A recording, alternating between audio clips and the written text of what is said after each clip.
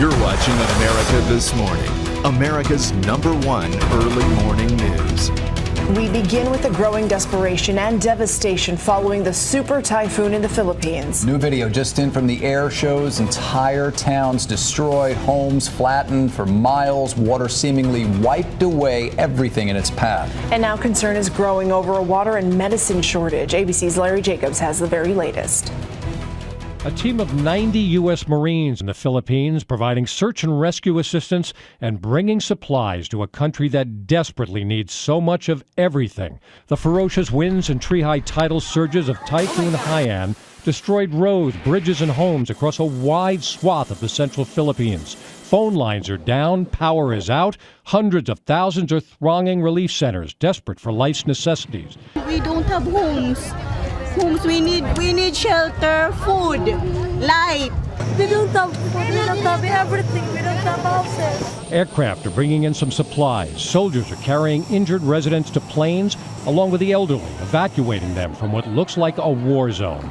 But it's not enough. The suffering is on a massive scale. The super typhoon turning life into misery for 4 million people. Some have the grim job of recovering the bodies of countless victims. The death toll is expected to be in the many thousands, but amidst a tide of human suffering, a ray of hope.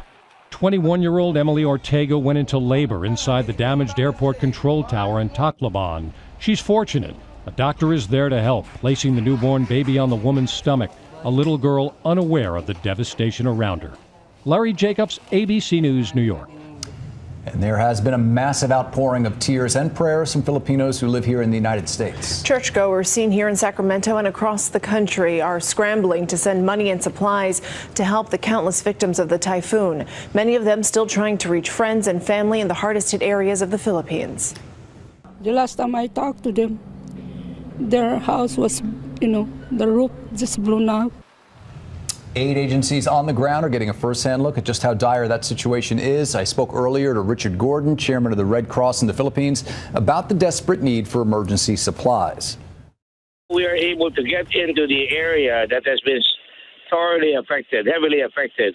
And because of that, we can now provide medicine, food, a little bit of temporary shelters, and, of course, water. Food items for 25,000 people, as well as 10,000 tins of ready-to-eat meals. So slowly but surely, we're getting in, and we're also clearing the path, we're clearing the area of debris so that our people can go in. The government is also there. We're doing everything we can to get to the victims very, very fast. And I think the international community is beginning to help out. I know the Americans have sent the military, but now there are a lot of other countries that have already signified their intention to help. It's a lot of effort that has to be made, and we will need a lot of resources, a lot of equipment, a lot of food, a lot of shelter.